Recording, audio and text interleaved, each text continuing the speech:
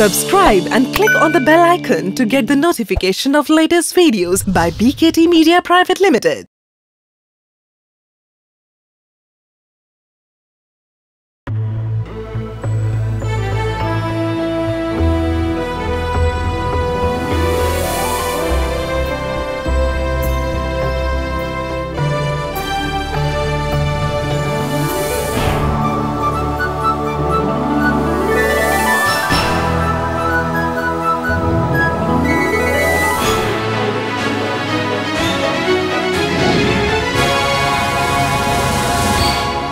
Big business ideas.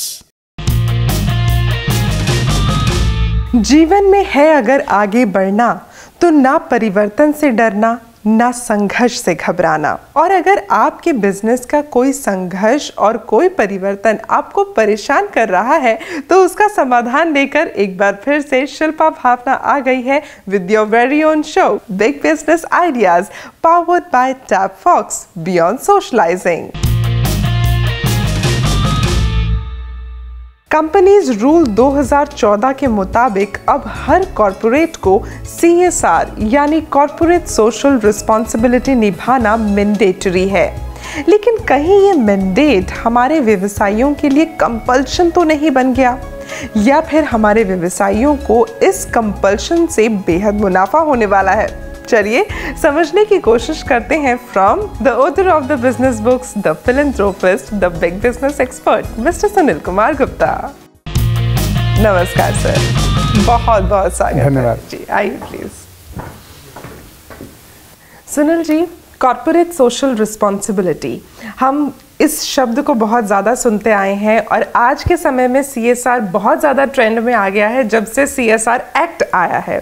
तो मैं ज़रूर आपसे जानना चाहूँगी कि एक्चुअली CSR एक्ट है क्या, इसकी इम्पोर्टेंस क्या है और हमें क्यों इसकी ज़रूरत पड़ी आखिर हमारे समाज में? देखिए, मेरा ये मानना हमेशा से रहा है कि जो भी हमारा उद्योग, जो भी हमारा कॉर्पोरेट है, जो भी हमारे बिजनेसमैन हैं या जो भी हमारे प्रोफेशनल हैं जी, जो कि अपना कोई ना कोई व्यवसाय या कोई सर्विस प्रोवाइड करके पैसा अर्न करते हैं अपने लिए जी, ये उनका कर्तव्य है कि वो पूरे समाज की देखभाल भी करें और समाज के उस हर वर्ग को साथ लेके चलें जो डायरेक्टली इनडायरेक्टली उनसे नहीं मिले हुए, उनका भी ध्यान रखें। हाँ, बिल्कुल। जब ये लोग नहीं कर रहे थे हमारे देश में, बहुत सारे लोग कर भी रहे थे, लेकिन 100% लोग ऐसे नहीं थे जो कि ये अपनी रिस्पॉन्सिबिलिटी समझें, इसे अपनी ड्यूटी समझें और ये करें जी। तो सरकार ने जब कंपनीज एक्ट 2013 बनाया तो उसमें एक सेक्शन डाल दिया 135, जिसमें कि ये उनकी ड्यूटी बना दी कि आपका जो भी प्रॉफिट होगा जी, उसका 2% आप कॉर्पोरेट सोशल रिस्पॉन्सिबिलिटी के तहत खर्च करेंगे। ओके, तो ये अब एक तरह से उनके लिए मैंडेट हो गया है कि आपको करना ही पड़ेगा। उसका एक क्राइटेरिया फिक्स कर दिया उन्होंने। ये अभी उन कॉर्पोरेट के लिए किया है जिनकी नेट वर्थ 500 करोड़ से ऊपर हो, ओके, या जिनकी टर्नओवर 1000 करोड़ से ऊपर हो, या जिसका प्रॉफिट 5 करोड़ से ऊपर हो। ओके, इन तीनों में से कोई एक भी क्राइटेरिया आप पूरा करते हो और अपने पिछले 3 सालों में से किसी भी एक साल में करते हो तो आप रिस्पॉन्सिबल हो गए अपने जो भी प्रॉफिट आपका आ रहा है उसका 2% CSR में खर्च करने के लिए। लेकिन इस CSR में और बहुत सारे आयाम हैं जिन्हें समझने की ज़रूरत है, तो मुझे ऐसा लगता है कि हमारे जो आज के मेहमान हैं उन्हें साथ में शुमार कर लिया जाए ताकि हम लोग इस CSR के पूरे एक्ट पर खासा तौर पर रोशनी डाल सकें। क्या कहते हैं? बिल्कुल जरूर। दोस्तों, आज की हमारी मेहमान एक चार्टर्ड अकाउंटेंट हैं, LLB हैं, MBA है और साथ ही she is the tax accountant from Australia. आप पिछले काफ़ी समय से कॉर्पोरेट सोशल रिस्पॉन्सिबिलिटी के डोमेन में बहुत अच्छा काम कर रही हैं। And let me please also tell you that she is the chairperson of CSR and sustainability award for public sector enterprises. Please welcome Shrimati Deepa Gupta.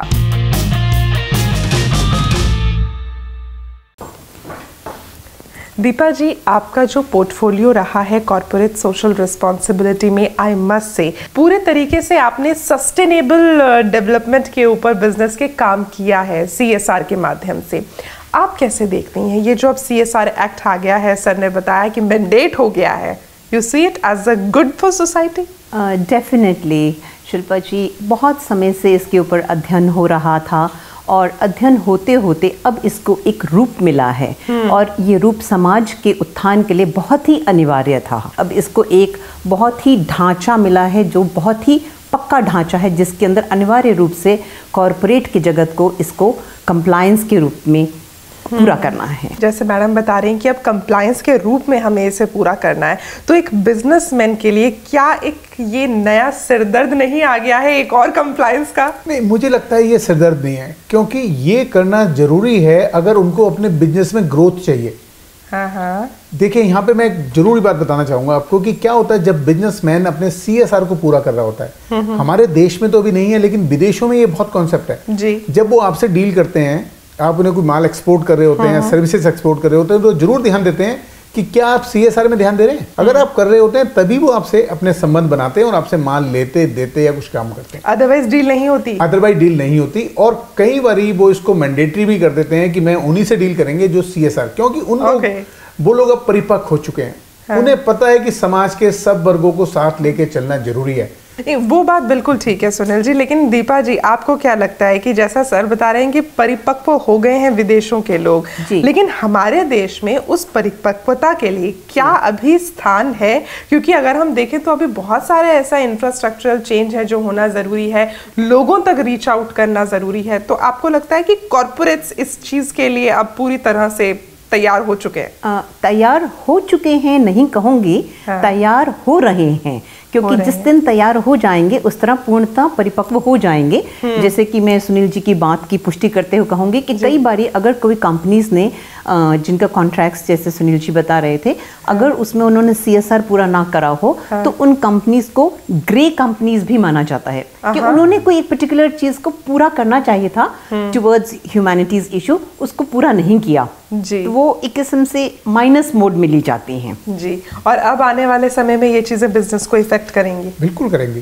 क्योंकि बिजनेस है क्या, जब भी आप कुछ बिजनेस कर रहे हैं तो आपको बहुत सारे संसाधन चाहिए, तो वो संसाधन तो देश के हैं ना, वो तो उस व्यक्ति के भी हैं जो सबसे नीचे है। तो इसीलिए ये है जरूरी। और हमारे देश में आपको शायद जान के खुशी भी होगी कि लगभग 31% कंपनी ऐसी हैं जो जिनका CSR का जो फंड है जो गवर्नमेंट ने 2% फिक्स किया है, वो उससे ज्यादा स्पेंड कर रही हैं। अच्छा, ऐसे हैं कंपनीज अभी? तो हम कह सकते हैं वही जो आपने बोला कि परिपक्वता पूरी नहीं आई है, लेकिन उस रास्ते पे हम चल पड़े हैं। हम लोगों ने कुछ लोगों से बात की थी, क्या सामने आया वो आपकी नजर करना चाहेंगे प्लीज?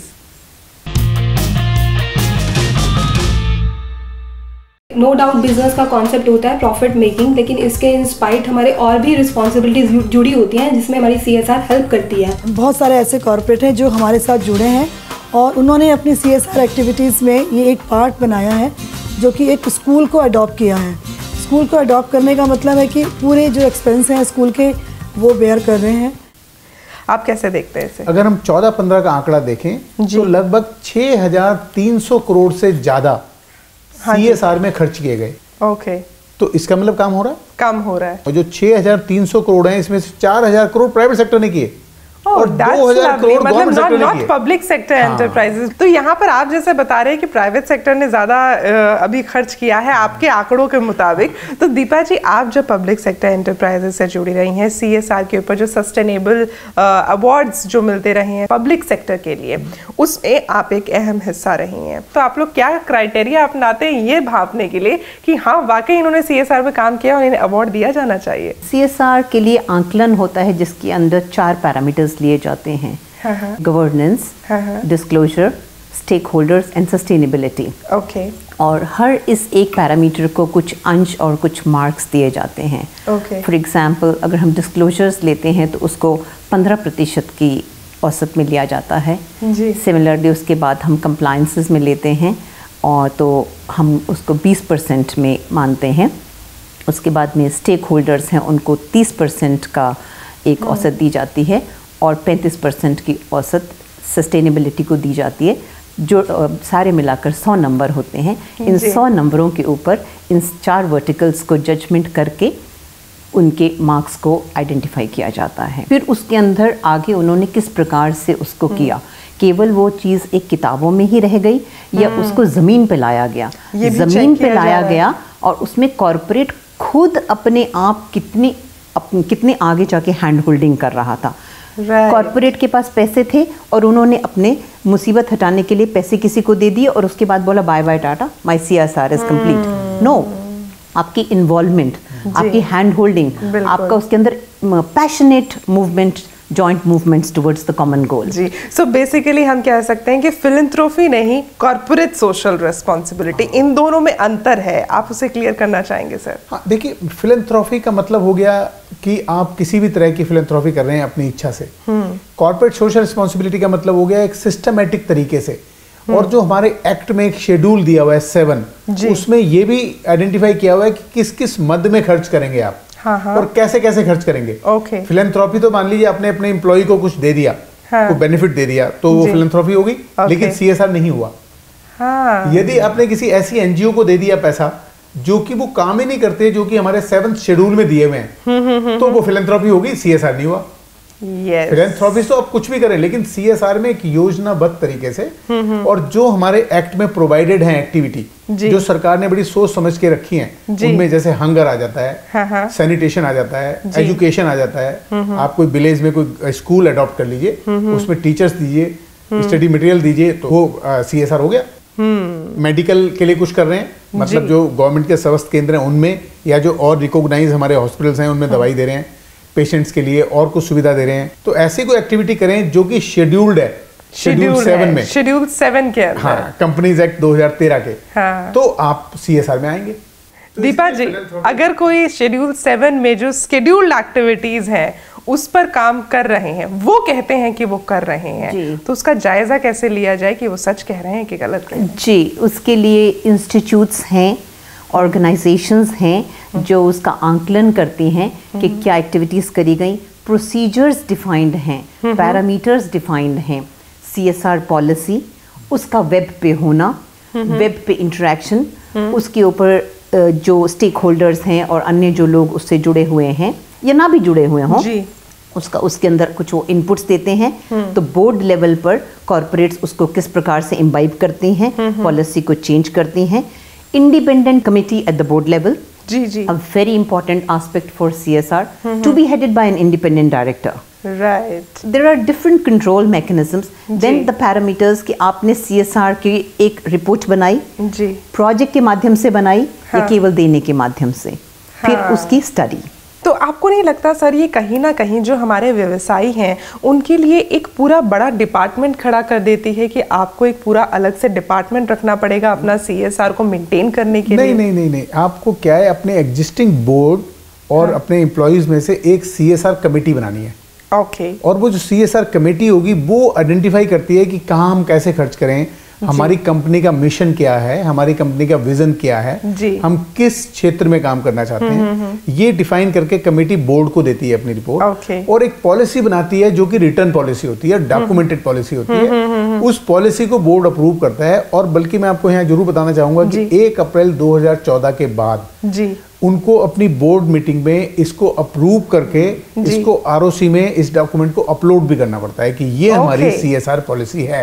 अपनी वेबसाइट पे भी डालना पड़ता है, और गवर्नमेंट MCA की साइट पे भी डालना पड़ता है, मिनिस्ट्री ऑफ कॉर्पोरेट अफेयर में। मतलब कार्रवाई सख्त है, डिपार्टमेंट अलग की जरूरत नहीं है, अलग एम्प्लॉय रखने की जरूरत नहीं है, आपको उन्हीं सब लोगों में से देखिए, क्योंकि कमेटी बनाना है, ये सब काम करने में ज्यादा टाइम नहीं लगता, और आपको फील्ड में नहीं जाना, तो और उसके बाद जो आपने पॉलिसी बना दी, उस पॉलिसी के तहत आपको खर्चा करना है। दीपा जी, आपको क्या लगता है, क्या इस तरीके को अपनाने के लिए कोई स्पेशल टास्क फोर्सेस बनाना बहुत ज्यादा जरूरी है? कमेटी की बात तो आपने बताई, लेकिन क्या कुछ स्पेशल टास्क फोर्स का भी होना जरूरी है ताकि इसको अच्छे तरीके से इम्प्लीकेशन मिल सके? बोर्ड की जो कमेटी होती है वो अपने लेवल पे असेस करती है कितने फंड्स उनको CSR में लगाने हैं, उन रिसोर्सेज के मुताबिक वो ये आइडेंटिफाई करेंगे कि इन हाउस एक टास्क फोर्स कमेटी लेना चाहते हैं या किसी आउटसाइड एजेंसी जो इसमें बिल्कुल परिपूर्ण तरह से परिपक्व हो, उसकी सर्विसेज लेना चाहते हैं। मदद ले सकते हैं आउटसाइड एजेंसीज की? एकदम 100%। वो बिल्कुल आइडेंटिफाइड सर्टिफाइड एजेंसीज हैं। Okay, even they can take the help of the NGOs? Oh yes, absolutely.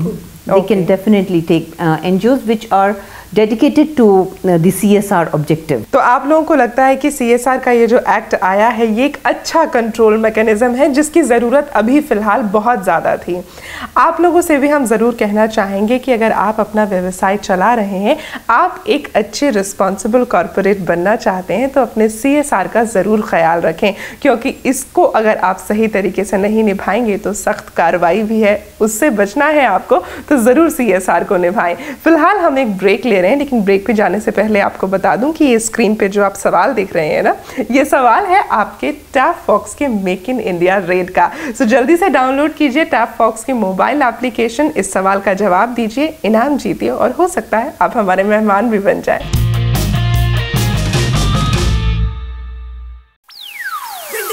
Hey, what's up? This is Hardcore. Oh yeah. And you are watching me on Big Business Ideas. Like this.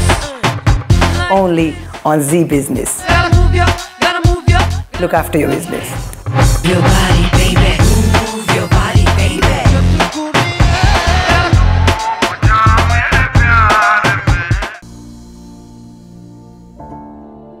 रेखा कहाँ हो? चलिए भैया। PU कहाँ है? पड़ोस वाले भाई साहब के यहाँ छोड़ आई हूँ।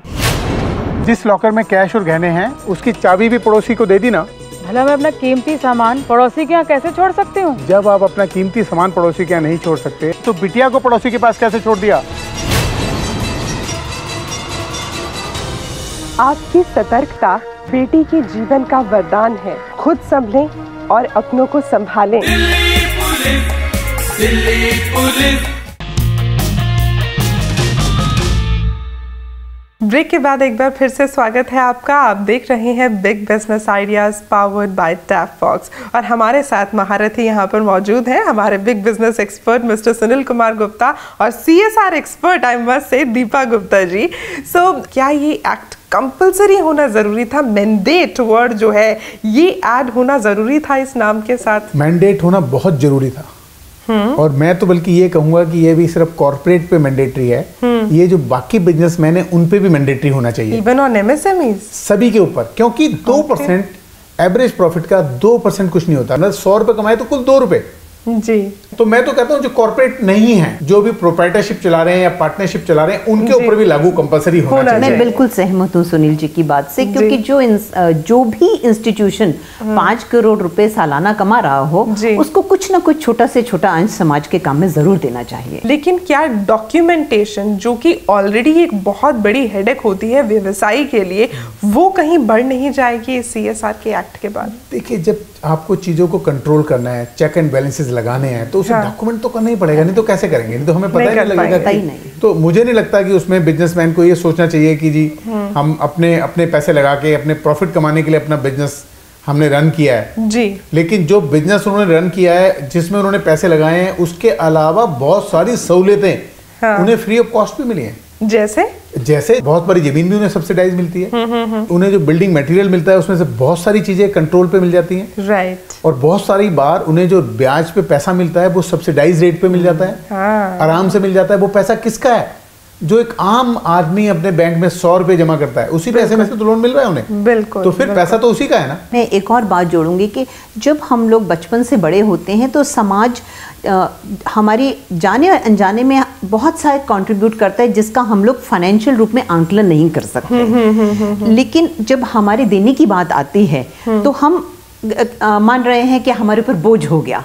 ये कहीं किसी प्रकार की अनियमितता है। फॉर एग्जाम्पल, अगर हमारी मदर हाउस होल्ड हैं तो उनकी ग्रॉस सैलरी और उनकी ग्रॉस डोमेस्टिक प्रोडक्ट में तो एडिशन नहीं होती, लेकिन उनका कंट्रीब्यूशन बहुत महान होता है।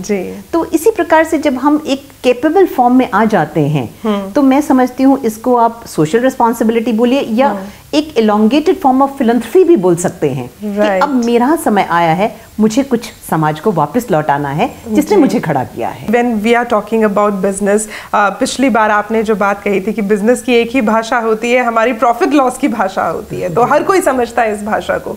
Let's talk in that ways only। एक व्यवसायी जब CSR करता है, जो कि उसके लिए मैंडेट है, क्या उसकी एवज में उसे कुछ एडवांटेजेस मिलते हैं? मैं कहता हूँ बहुत ज्यादा एडवांटेज मिलते हैं। वो बेनिफिट 2 रूप में आ सकता है जी। एक डायरेक्ट आ सकता है मैं मान लीजिए डील कर रहा हूँ, मुझे कुछ बड़े ऑर्डर देने हैं, तो मैं ये देख रहा हूँ कि मेरे को उसमें 5 कंपनी कंपटीशन में है, तो उन 5 में से किससे सामान लूँ, तो मैं देखूंगा CSR सबसे ज्यादा किसने किया। अगर मैं उसके मार्क्स लगाऊंगा तो मैं इस बात के भी मार्क्स लगाऊंगा CSR कौन कर रहा है, जैसा कि आपने क्राइटेरिया बताया। एम्प्लॉय सेटिस्फेक्शन, उस कंपनी की एम्प्लॉय सेटिस्फेक्शन बहुत जबरदस्त होगी, मींस उसकी परफॉर्मेंस और आउटपुट जो होगी डायरेक्टली इन्फ्लुएंस्ड होगी। तो डायरेक्टली भी बेनिफिट है, इनडायरेक्ट बेनिफिट है, रिबाउंड होके जो समाज उसे वापस करता है। कि जैसे मान लीजिए हम यहाँ पहुंचे आज, मैं बता पा रहा हूँ उद्योग कैसे होता है, कैसे चलता है, क्या लॉ है। मैं गवर्नमेंट स्कूल में पढ़ा हुआ, मेरी फीस 9 पैसे थी जी। तो 9 पैसे की फीस में क्या कोई पढ़ सकता है? तो इसका मतलब ये समाज ने मुझे दिया पढ़ने का मौका इतने कम पैसों में। सरकार ने उसमें पैसा लगाया गवर्नमेंट स्कूल में, सरकार ने टीचर्स की सैलरी दी। तो जब जिससे मैं सब कुछ लेके यहाँ तक पहुंचा, और अब जब मैं पैसा अर्न करने लगा, अब मैं सोचना शुरू कर दूं मैं क्यों दूंगा, मेरी मेहनत है। नहीं, वो गलत है बिल्कुल। जैसा कि सर बता रहे हैं कि समाज से सपोर्ट मिलता है आपको काम और अच्छा करने के लिए। मैं CSR करना चाहती हूँ, मैं किसी को एजुकेशन देना चाहती हूँ, लेकिन एक ऐसा एरिया जहाँ पर लोग एजुकेटेड नहीं है, क्या वो खुद बाहर निकल कर आते हैं कि हाँ हमें एजुकेशन लेनी है, हम आपके साथ हैं आपका समर्थन करने के लिए? इस तरह की चीज़ आप देख पाई हैं? हाँ, मैं आपको एक एग्जाम्पल के रूप में कोट करती हूँ। गेल ने झारखंड में चाइल्ड एजुकेशन के लिए प्रोजेक्ट चालू किया, और जब इनिशियली गए तो हेजिटेशन होती है, क्योंकि गर्ल चाइल्ड एजुकेशन आप और मैं दोनों जानते हैं बहुत ही इशू है हमारे समाज में, हमारे देश में। तो धीरे धीरे जब उनको जो विलेजर्स थे उनको धीरे धीरे एक कॉन्फिडेंस आने लगा कि नहीं, यहाँ हम जाएंगे तो हमें हमारे अच्छे के लिए, हमारे बेहतरी के लिए है। आप मानिएगा नहीं, 25,000 बच्चों ने वहाँ से शिक्षा प्राप्त करी जूनियर स्कूल से, और ICT तक पहुँचे। राष्ट्रीय केमिकल फर्टिलाइजर्स में जब फर्टिलाइजर्स की बहुत बड़े प्लांट्स होने की वजह से ऐश बहुत ज़्यादा निकलती है, और ऐश बहुत बड़ा एक प्रॉब्लम इशू था।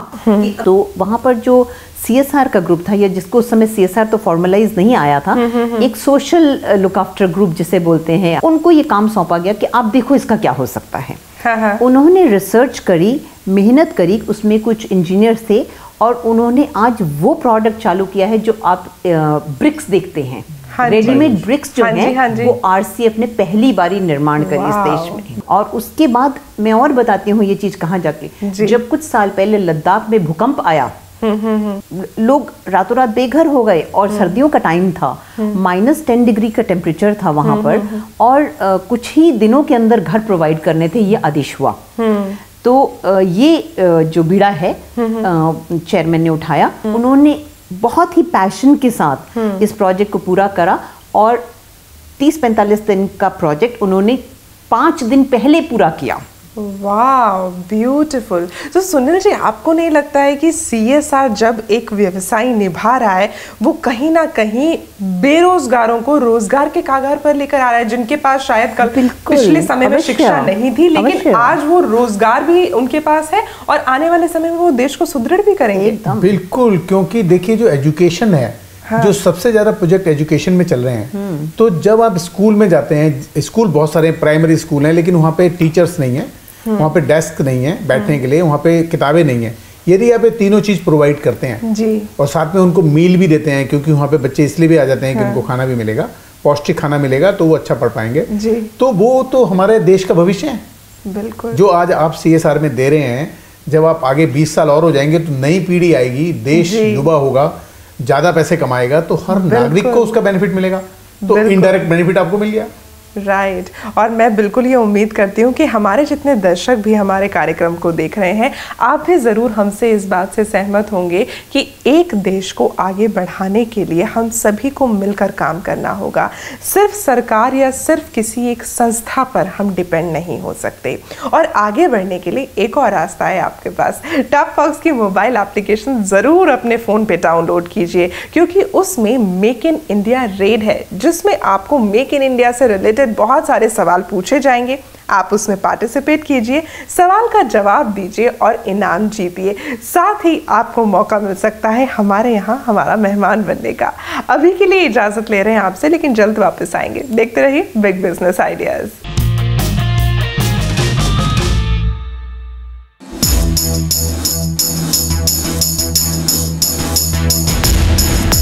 business knowledge, business experience, business network, business opinion. All this can be shared only on one platform, Indo-European Business Forum. To become a member, log on to www.iebf.org.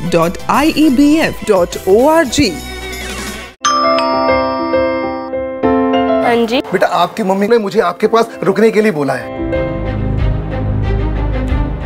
जब भी घर पे अकेले रहोगे, कोई भी आए दरवाजा बिल्कुल मत खोलना। हेलो मम्मा, क्या आपने आपकी सतर्कता बेटी के जीवन का वरदान है। खुद संभलें और अपनों को संभालें। Delhi police, Delhi police. Break के बाद एक बार फिर से स्वागत है आपका। आप देख रहे हैं big business ideas powered by tap box और अब वक्त है आपके सवालों के जवाब देने का। पहले हम लोग मेल के सवाल ले रहे हैं। झारखंड से विनय कुमार हैं। आप कहते हैं कि आपने एमएसएमई में रजिस्ट्रेशन करने के लिए उद्योग आधार फॉर्म ऑनलाइन सबमिट कर दिया था। अब ये जानना चाहते हैं क्या इन्हें ये फॉर्म फिजिकली भी जमा करवाना होगा? नहीं विनय जी, मैं आपको मुबारकबाद देना चाहूँगा कि आप एमएसएमई में रजिस्टर्ड हो चुके हैं। जैसे ही आपने ऑनलाइन अपलोड किया तो आप देखेंगे तो आपका सर्टिफिकेट आ जाएगा उसमें, और ऑनलाइन सबमिट होने के बाद आपको कुछ नहीं करना। हेमंत जी हैं दिल्ली से। आपका कहना है कि आप अपना एलईडी लाइट का यूनिट लगाना चाहते हैं। 12 लाख का लोन चाहिए, क्या मुद्रा बैंक से मदद मिल सकती है? मुद्रा योजना जो है, जो सब बैंकों पे एप्लीकेबल है, उसमें मैक्सिमम लिमिट 10 लाख की है। अगर 10 लाख से इनका काम चलता है तो मुद्रा में मिलेगा, नहीं तो इनको prime minister employment generation programme है जिसमें 25 लाख तक लोन मिलता है, और उसमें आपका मार्जिन मनी भी कम है, कुल 10% है, और साथ में आपको सब्सिडी भी मिलेगी। ये कहाँ से बोल रहे हैं उसके हिसाब से डिपेंड करेगा। दिल्ली से तो उसमें कुल 15% सब्सिडी है, तो वो भी मिलेगी। तो prime minister employment generation programme के तहत ये लोन ले सकते हैं जी। अब हम लोग ले रहे हैं सवाल ऑडियोज के। मेरा क्वेश्चन ये है कि मैं एक एमएसएमई यूनिट रन कर रही हूँ और मुझे उस एमएसएमई में आईएसओ सर्टिफिकेशन लेना है, तो क्या उसके एक्सपेंस के लिए गवर्नमेंट से कुछ हेल्प मिल सकती है? देखिए, एमएसएमई में जो आईएसओ सर्टिफिकेट आप लेते थे उसका पैसा रीइंबर्स हो जाता था, लेकिन अब सरकार ने नई स्कीम ला दी है जेड रेटिंग की, जीरो डिफेक्ट जीरो इफेक्ट वाली। तो अभी वो स्कीम खत्म हो गई है जो पहले थी, उसमें पहले रीइंबर्समेंट मिला करता था जी। और दीपा जी, मैं आपको बता दूं कि अब हम लोग आ गए हैं अपने प्रोग्राम के उस सेगमेंट में जिसे कहती हूं मैं शिल्पा भावना स्पेशल। एक खास राउंड है रैपिड फायर, आपके साथ खेलेंगे। उससे पहले हमारे दर्शकों के लिए आपका आज का बिजनेस वन। मैं बताना चाहूंगा कि उद्योग और CSR ऐसे ही हैं जैसे धागा और मोती होते हैं। जब आप पिरो देते हैं तो एक खूबसूरत माला बन जाती है, और वही खूबसूरत माला है जिसे हम लोग कह सकते हैं कि समाज का उत्थान वही है। दीपा जी, आपको जैसा कि मैं बता रही थी कि ये रैपिड फायर है। इस राउंड में आपको बहुत जल्दी जल्दी जवाब देने हैं, और जब आप अच्छे अच्छे और जल्दी जल्दी जवाब देंगी तो उसके बाद आपको कुछ इनाम भी मिलेगा। तैयार है? प्रयास करती हूँ। पहला सवाल आपके लिए। कॉर्पोरेट सोशल रिस्पॉन्सिबिलिटी व्यवसायियों पर एक तरह की लाइबिलिटी है, सही या गलत? एकदम गलत। बिल्कुल गलत। क्या भारत के कॉर्पोरेट्स CSR के लिए तैयार हैं? पूर्णतः नहीं। इनकम का 2% CSR में लगाना मैंडेट है, पर क्या 2% कम है? मेरे मुताबिक हाँ। आपके मुताबिक कम है, बढ़ना चाहिए। आपको भी ऐसा लगता है? बिल्कुल बढ़ना चाहिए। कॉर्पोरेट सोशल रिस्पॉन्सिबिलिटी एक्ट समाज की जरूरत है, सरकार की नहीं, हाँ या ना? एकदम सही। और उस ज़रूरत को हम सभी लोग मिलकर पूरा कर सकते हैं, and hopefully we will do it. So thank you so much Deepa ji कि आज आप यहाँ पर आई। आपने बहुत अच्छे से गेम भी खेला, तो बिग बिजनेस आइडियाज़ की तरफ से हमारे पास आपके लिए कुछ खास है। Thank you. Thank you so much for coming here. Thank you so much.